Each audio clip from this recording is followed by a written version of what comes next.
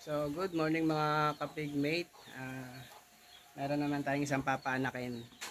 So, marami sa mga nag-aalaga ng baboy mga kapigmate, lalo na yung mga may inahin mga kapigmate na pag 114 days na, akala nila kailangan nanganganak na yung baboy. At kailangan may sign na ng pagle-labor, may sign na talaga na manganganak na. So, sa akin mga kapigmate, alam nyo ba kung ilang days na to? So, 119 days.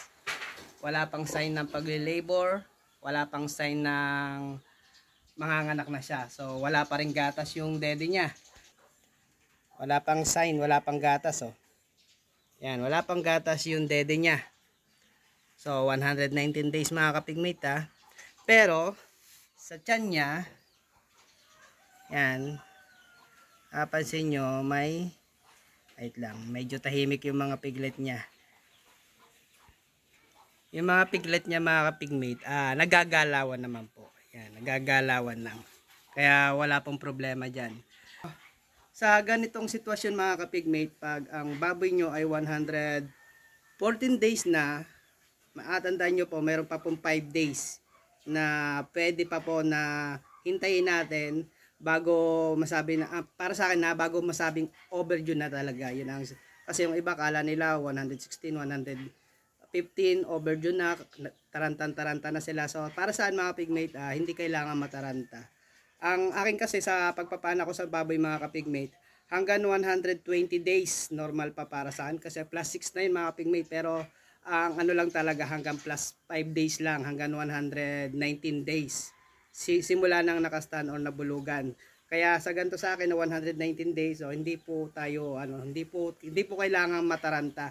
So sa akin hindi na ako nag-inject ng Lutalay sa mga gantong mga baboy kasi wala naman ako hinahabol na oras, wala rin akong yung hindi ko minamadali yung inahin mga pigmates. So mas prepare ko yung mas maganda yung normal lang yung panganak ng inahin. Sa ganito naman na delay mga kapigmate, wala naman ako nakikitang problema sa kanila. Pero kalimitan yung mga gantong delay mga anak, o minsan yung nadidelay sila, ang problema nila minsan may mga patay na biik, minsan kukunti ang anak. So minsan naman basta yung gantong, yung iba may problema pero may mga na-experience na rin ako mga napaanak kong inahin mga kapigmate na lumampas ng gantong day, umabot ng 120 days, 5 days na delay, hindi pa nanganganak, normal naman mga kapigmate, wala namang problema. Kaya para sa akin, mas okay na hintayin na lang po natin mga anak kaysa mataranta tayo kung ano-anong i-inject natin sa inahin natin, tapos babantayan na natin, magpupuyat na tayo. So ako naman po, hindi ko naman sila binabantayan.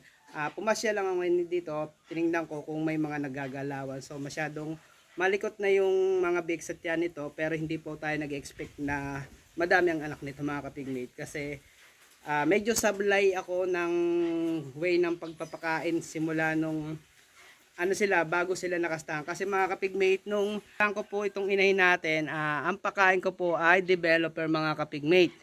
So sa developer mga kapigmate, mas maganda pang tahop doon. Sabihin natin, puro tahop na rin yung mga kapigmate. Yung sabihin natin yung darak, tahop, isa lang yun. Yung mga ganun lang yung parang kasama sa feeds. So kaya ito mga kapigmate, nating baboy na to mga kapigmate, wala pa palang 90 days na mga kapigmate, hindi po mamakikitang buntes. Hindi mo mahalatang buntes.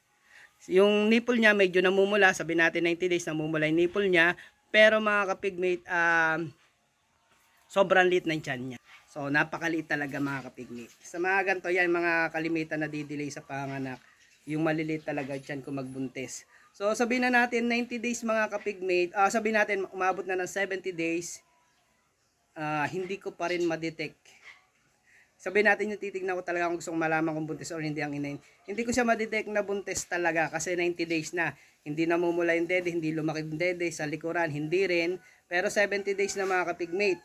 Ang inaano ko lang, ang para sa akin lang, kaya yung malakas ang loob ko na sinabi kong talagang buntis, kasi hindi po siya nagre-reheat mga kapigmate. Hindi po naglalandi yung baboy natin simula nakasta natin.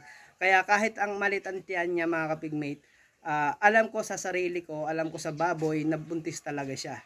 Kaya lang hindi na ako mag-expect na marami siyang may anak okay lahat yung anak niya, kasi sa mga ganong sitwasyon na 70 days na hindi pa natin madetect kung buntis or hindi yung baboy natin sa panlabas sa panlabas na katawan niya, na hindi pa natin makita na buntis siya na sa loob ng 70 days, wag na po tayong umasa na madami ang anak niya, kasi pag mga ganong sitwasyon mga kapigmate, ang anak kalimitan ng gano'n ko konti po. So yun lang mga kapigmate, update ko lang to. LC, yan, kasi LC yung sa GP large white natin na galing sa DA Bayawan.